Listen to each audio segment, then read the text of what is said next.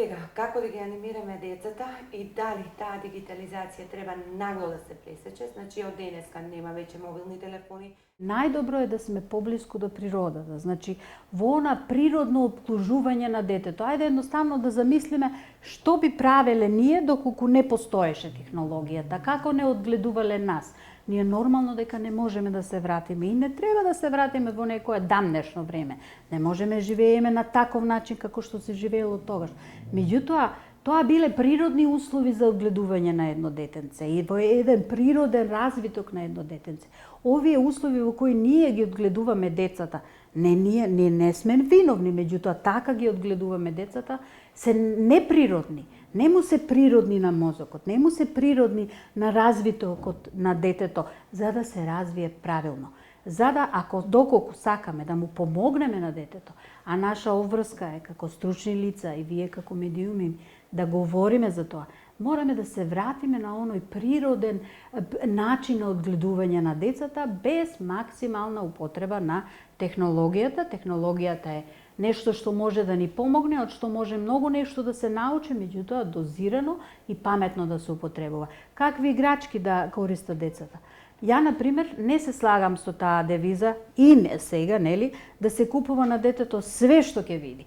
Доколку влезете во една просечно семејство, да влезете во една просечна детска соба, вие ќе добиете напад на сите сетила. Едноставно не знаете каде да погледнете. Па тоа е еден куп играчки, па секакви стимулуси. Детето, доколку малечко дете, го ставите кај голем број на играчки, ќе фати едно, ќе фати друго, ќе изгуби интерес. Значи, детето треба да му даваме играчки. Ја преферирам лично, кога работам со мали деца, дрвени играчки, дрвени коцки, затоа што се од природни материјали направени. Меѓутоа, еве, има и пософистицирани, и пластични, меѓутоа, играчки со кои детето може некоја игра да замисли, да развива својата имагинација. Каде што еве количка, па ќе ја носи во гаража, па гаражата ја направил од некои коцки, па можеме тоа.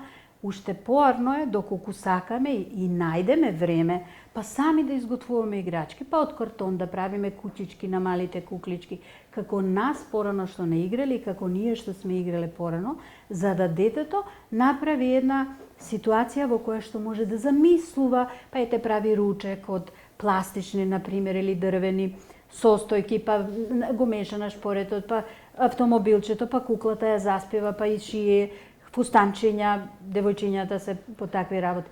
Или ги боцкаат, ако се докторки, нели? Ние заборавивме да се играме со нашите деца. Ајде и да направиме им да се играме, да играме со нашите деца. Не само ние како ние бабите, дедовците, меѓутоа и младите родители, да седат на подот и да играат со своите деца. Доколку се надвор, исто така, да отидеме во природа, да бараме каменчиња во реката, па тоа имаме, например, немате сензорна соба поубава од шумата или од ливадата или од речното корито, каде што имате различити звуци, имате различити мириси, различита текстура, детето да може и да шљапка босо во тревата. Ние од се нешто се плашиме. Немој да е босо, немој да падне, немој да му биде нешто. Па и да падне, нека се научи и да паѓа. Децата не знаат ни да паѓаат више. Затоа што не им дозволуваме, треба да им дозволиме на децата природно да се развиваат.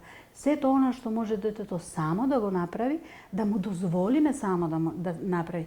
При хранењето, оној момент кога детето може да ја држи лажичката, да се рани самото, нека јаде колку што јаде. Ако не сака да јаде, не мора да јаде. Ние што се навикнавме? Го бркаме детето со лажиче и со танирче по дворот за да го нараниме. Ако не сака да јаде, ќе јаде подоцна. Да го оставиме детето малку рад, да му биде досадно, да не му даваме технологија и да се пронаоѓа и само играчки.